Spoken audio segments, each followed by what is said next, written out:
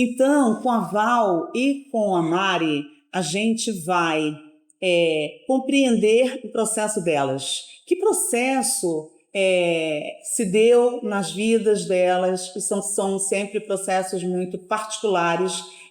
Cada vida é uma vida, cada caso é um caso, né, meninas? Então, a gente vai entender um pouco como é que foi essa jornada, desde que elas identificaram o câncer de mama, em seguida para as decisões que vieram em relação ao melhor tratamento, em relação às primeiras decisões que precisam ser tomadas. Então é sobre isso que a gente vai falar um pouco agora. Eu queria começar com a Val. Val, queria te ouvir um pouco, inclusive, antes até de falarmos da identificação, né?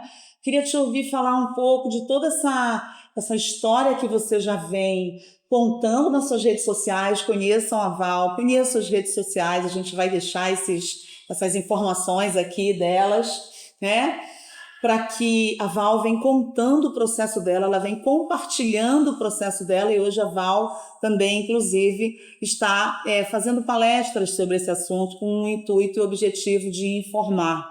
E que lindo, gente. Então, vamos beber nessas fontes aqui, torcendo sempre muito para que elas tragam sempre notícias muito boas do avanço no processo, no avanço no controle e um avanço que seja um progresso e um sucesso. É isso que a gente torce aqui.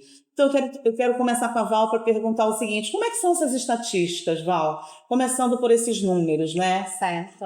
O Outubro Rosa, ele nasceu ali na década de 90, né, onde houve ali uma necessidade da gente falar um pouco mais sobre esse assunto de uma forma global, né? Então, o Outubro Rosa não é só do Brasil, ele é mundialmente conhecido, é um mês de conscientização realmente.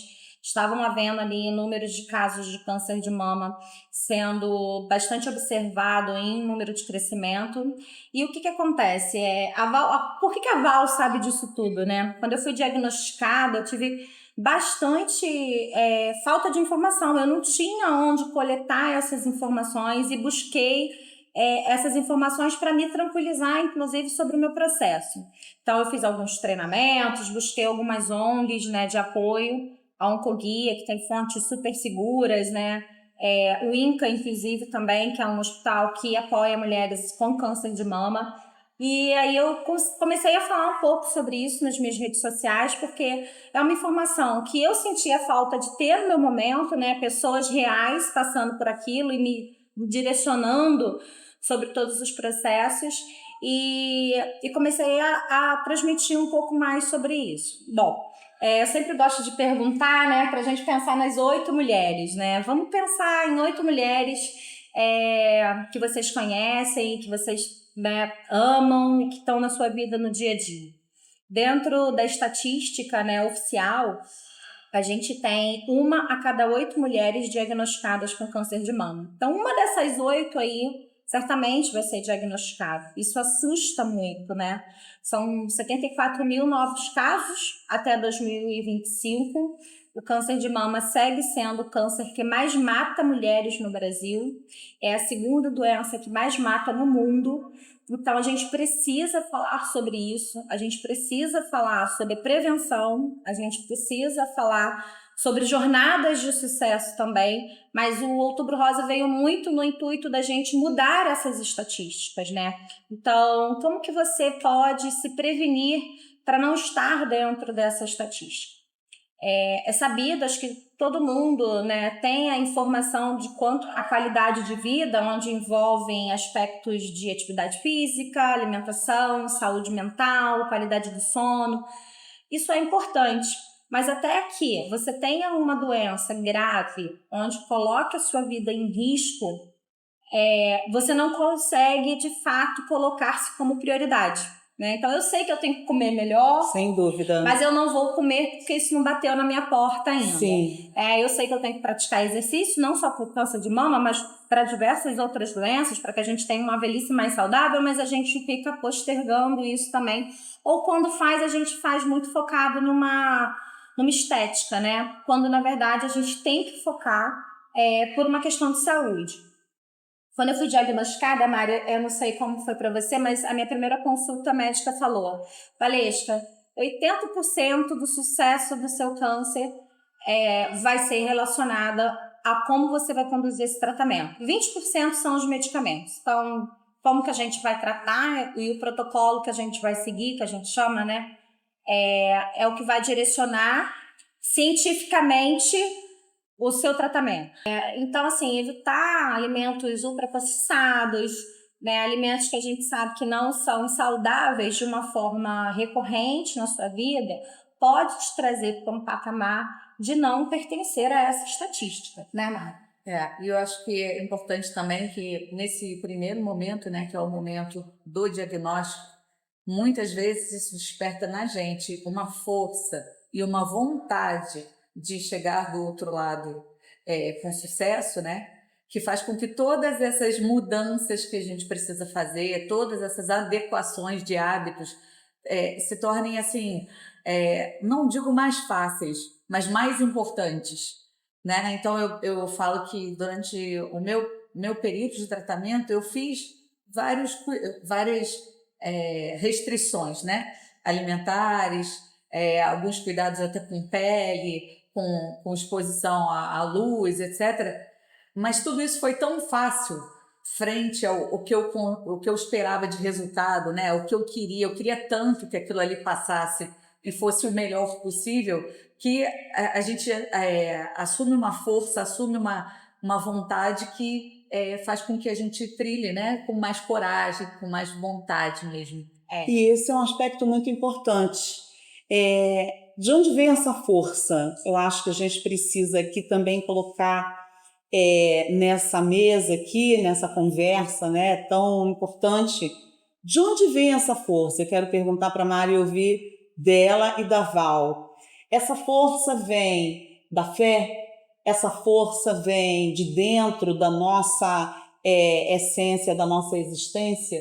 Queria ouvir de vocês, no olhar de vocês, da trajetória de vocês, de onde vocês tiraram a força para, primeiro, desde o momento inicial em que a gente identifica, descobre, e aquilo já é uma notícia que pega todo mundo, né, que passa por isso de uma forma avassaladora, a palavra da Val, até os processos e as decisões que vão acontecendo ao longo desse tratamento, né, gente? De onde vem a força? Essa é a pergunta que eu trago para elas aqui. No meu caso, eu vinha de uma fase que, por mais que a gente fale muito de autocuidado, eu vinha numa fase de trabalho, de muita dedicação. Eu não tenho filhos pequenos, a minha filha hoje tem 20 anos. Mas na época eu me recordo que, por mais que eu tivesse hábitos saudáveis, por mais que eu tivesse terapia em dia, por mais que eu tivesse a minha fé, né, nada daquilo eu estava sendo focado, né, potencializado. E no momento do diagnóstico, eu acho que eu tive que intensificar a minha questão da terapia para me manter no eixo para poder fazer todo esse caminho, mas também me dedicar à minha questão da minha fé. Me entregar naquele momento de vulnerabilidade para aquilo que eu mais acredito que eu não estava sozinha. Porque às vezes a gente está cercado de muitas pessoas, de muito apoio físico, mas isso não nos torna menos solitário, né? Não reduz a nossa solidão. Sem dúvida. Então a fé nesse momento ela foi muito importante para eu acreditar num resultado, para eu acreditar numa cura que ninguém era capaz de me garantir. Só Deus. Perfeito. Lindo. Perfeito. Trazendo um pouco do que a Mari trouxe, né? Eu estava numa jornada de vida mesmo, muito insana desde sempre, né? Muito trabalho, filhos, marido, mãe, pai, a gente meio que quer abraçar tudo, ser super, super Mulher Maravilha. Sim. E no final das contas, a Val estava um pouco esquecida ali, né? Então, não me alimentava bem, realmente não tinha hábitos tão saudáveis, né? E quando eu me deparei com o diagnóstico, eu na verdade, eu não tive muita opção, né? Porque eu queria viver. E eu acho que de onde vem a minha força? A minha força vem da vontade de viver. eu tenho muita vontade de viver, eu quero ver meus filhos crescerem, eu quero ter uma velhice com meu marido saudável, sabe? Eu quero passar pela jornada da minha vida. Eu acho que eu não tô pronta ainda para fazer a minha passagem. Então, a minha força veio da vontade de viver. Obviamente que eu já sabia que ia ser uma jornada muito difícil, né? E como que você encontra apoio para conseguir levantar e falar, vou em frente, encarar esse dia difícil com todas as, né, as dores e debilitações que o tratamento traz. Aí eu concordo com a Mari, sem a fé nada é possível, né? Porque é só pela força da fé mesmo que a gente levanta e anda e vai em frente. Porque a gente não tem uma garantia de fato, né, da medicina, né, e nem nós mesmo, que aquilo tudo vai passar e que a gente vai ficar curada. Então, a única pessoa, né, a energia que nos garante de que, olha, fica aqui comigo que aqui é certo, é Deus e a fé. Então, em todos os momentos, por muitas vezes, e é muito louco dizer isso, né, e por mais que eu seja uma pessoa de muita fé, por muitas vezes eu não conseguia nem rezar para pedir ajuda, né? Olha aqui por mim que eu hoje não tô conseguindo, não quero levantar, hoje eu não tô conseguindo me doar aqui por mim mesmo, né? E aí você só fala, Deus, você entende o que eu tô passando, só me sustenta. Então, assim, é fundamental a fé para passar por esse processo. E eu trago um gancho da fé para estudos de neurociências, né? Eu conversava há pouco com a Val e a Mari, e quando eu fiz minha pós em neurociências e comportamento, eu descobri uma coisa muito linda lá, né? E ela tem base científica e ela tem base da medicina, que dizem o seguinte, inclusive testes realizados com pessoas com recursos de imagens, observaram que as pessoas, durante o ato de orar, de rezar, iluminam uma determinada área do cérebro de uma forma muito clara, né? Uma área que não se ilumina fora desse contexto da oração. Eu trago para esse campo a questão da fé que as duas trazem, das jornadas que elas vêm trilhando, porque se essa área do cérebro se ilumina quando a gente reza, quando a gente ora, quando a gente se conecta com o divino que a gente acredita, significa que nós temos na nossa própria constituição, na nossa própria fisiologia, né, humana, a possibilidade dessa comunicação. E isso é lindo, isso é transformador. Então, a Val começou esse bloco falando exatamente do que a médica contou para ela do que seria fator de sucesso do tratamento. Quantos % Val ela atribuiu a você ao próprio paciente, né? Ela falou que 80% era relacionado. E interessante falar sobre, a gente acabou indo por esse lado da fé, que foi um dos pontos que a minha médica trouxe, né?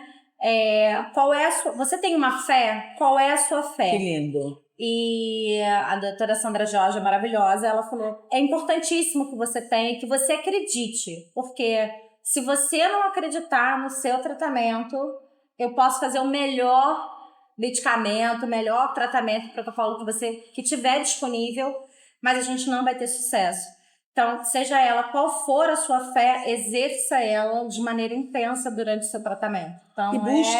É cientificamente comprovado. Perfeito. E ponto de vista da medicina. Da ponto de vista da medicina. Agora, pensando na fé sobre um outro aspecto, eu acredito nos encontros. E eu acho que a relação paciente-médico também não é à toa. Então, a gente tem que confiar. A gente tem que estar cercada, né, de profissionais que a gente confie e tenha essa ligação. Eu, graças a Deus, também tive mastologista aí, tenho oncologista que foram sensacionais, são sensacionais, mas eu entendo que isso é um diferencial, que você tem que acreditar. Você também conta com eles nesse processo, né? E aí, pegando o vínculo da confiança. Aí pegando um gancho um pouco do que a Mari falou, né, sobre essa jornada, né? Na verdade, a gente precisa de uma equipe multidisciplinar para acompanhar todo o processo.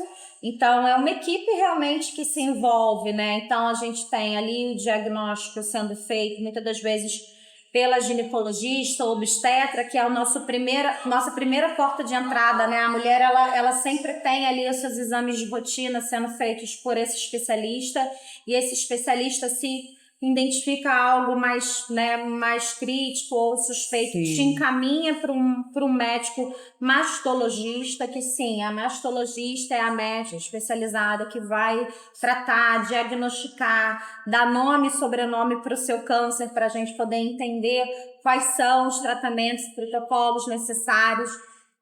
A gente hoje tem 3 tipos de cânceres, que é o luminal, que são alimentados por hormônios, a gente tem o triplo negativo e a gente tem o HER2. Então, essa médica é quem vai fazer todo o exame de rastreio e entender qual é o tipo de tratamento que você vai seguir junto com um outro médico oncologista, que é peça fundamental e que vai ser aí o seu melhor amigo durante muitos anos, que está para sempre, né?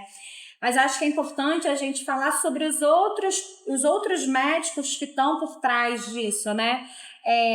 O terapeuta, porque acho que sem terapia passar por essa jornada é quase que uma missão impossível, porque a gente fica muito louca. Então, a gente sim precisa ter ali o terapeuta. A gente, né, eu me lembro quando eu ia começar a minha quimioterapia, a médica perguntou: como está a sua saúde bucal, Valesca? Porque existem vários efeitos colaterais que a quimioterapia traz em relação à saúde da boca. Então, a gente pode ter várias mucosas, Então, assim, eu precisei ter uma equipe multidisciplinar, né? O meu cirurgião plástico, que participou da minha cirurgia de mastectomia, tem o meu dermatologista, que teve que estar junto comigo, porque eu também tenho uma outra doença que eu não poderia ser impactada com os remédios que eu ia tomar, uma doença autoimune, dermatológica. Então, assim, existia comigo um conjunto de médicos multidisciplinares que me acompanhavam e viraram, assim, amigos, né? Porque você sente uma dor, você não sabe se aquela dor é normal, se aquilo é do remédio, se aquilo é uma outra coisa. Claro. E aí você precisa ter esse canal muito, muito aberto e de muita confiança com esses profissionais. Mais um adicional à sua lista. Depois do processo, eu conheci a fisioterapeuta oncológica, que eu nem sabia que existia. Eu não sabia que existia. E o que acontece? Ela me deu suporte tanto nos pós-operatórios para cicatrizações, para não dar aderência, para não ter qualquer perda motora, né, nesse sentido, para até como facilitar aquele momento de tantas, né, e, assim, dores, né? E foram visitas e mais visitas, porque ela me atendia em casa, né? E assim, é uma amiga. Hoje é uma amiga, é uma profissional maravilhosa. Mas são coisas que a gente descobre por conta dessa equipe multidisciplinar. Uma indica a outra, né? Uma aponta a outra necessidade, e você vê como elas são complementares, né? Exatamente. Muito focada ainda na questão da alimentação, existe mais uma lista que eu esqueci, que é a nutricionista. Que é importantíssimo. Que foi super importante na minha jornada. Eu busquei uma profissional que tinha um viés de oncologia, porque existem alguns alimentos que hoje não são recomendados, para que não só eu e a Mari que passamos por esse processo, né? Mas que todo mundo não deveria comer. Perfeito. Acho que é muito difícil. Val, nunca mais você vai poder comer um presunto, um peito de peru. Eu comendo peito de peru super achando que estava sendo saudável, né? Tô super processado, não posso. Então, assim, buscar mitos e verdades de alimentação, né? Você não vai poder mais comer carne, você não pode mais comer açúcar. Não tem isso. Então, você procurar um profissional que realmente te direcione para o correto e que prepare o seu corpo com alimentos, nutrir o seu corpo de alimentos que vão te ajudar nessa jornada, foi fundamental. Então, no momento 1 que eu descobri o meu câncer, no momento 2, a minha segunda ação foi procurar um profissional para me orientar como nutrir o meu corpo de forma a preparar para uma quimioterapia, por exemplo. Né? Quais alimentos eu poderia comer para estar com o meu corpo e a minha imunidade melhor, para que ele passasse por aquele processo. Então, é fundamental que a gente também tenha um pouco de consciência e noção do quanto esses outros profissionais também são importantes e se faz necessário dentro dessa jornada toda. E eu quero trazer aqui um olhar sobre esse bloco que a gente conversou aqui, né? Quanta informação rica a gente acaba aprendendo com elas, né? Entendendo, compreendendo da jornada delas. E como isso pode inspirar, apoiar, ajudar a gente no nosso dia a dia. Inclusive, elas estão falando aqui de um bem-estar geral. Elas estão falando, inclusive, de uma situação de bem-estar de vida para todas as pessoas, não só pessoas que têm diagnóstico de câncer e que fazem tratamento e controle. Quanto para a gente passar essas informações para pessoas que estão próximas de nós, né? Uma amiga, uma parente, uma pessoa da família que identificou e está naquele primeiro momento, naquele primeiro estado assim, até de choque, né? Para entender. Então, olha só o quanto isso vai gerando de riqueza, de aprendizado prático e muita empatia. Aqui a gente está vendo também nas histórias delas, ainda tem muito mais aqui à frente, e eu vou chamar o próximo bloco, né? No próximo bloco, a gente vai ouvir da Val, ouvir da Mari, como foi, de uma forma muito simplificada, porque só elas sabem o que elas viveram até aqui, como foi desde o momento do diagnóstico, o passo a passo que elas tiveram, ok? Para dar o primeiro passo, fazer a primeira ação, decidir qual seria esse primeiro protocolo, ok? A ser aplicado, com toda essa junta médica multidisciplinar que elas criaram e precisaram, e como elas chegam até hoje com esse controle, com essas caras lindas, graças a Deus que elas estão aqui contando essa história e ampliando informações para todo mundo. Então, fica com a gente, não perde esse próximo bloco.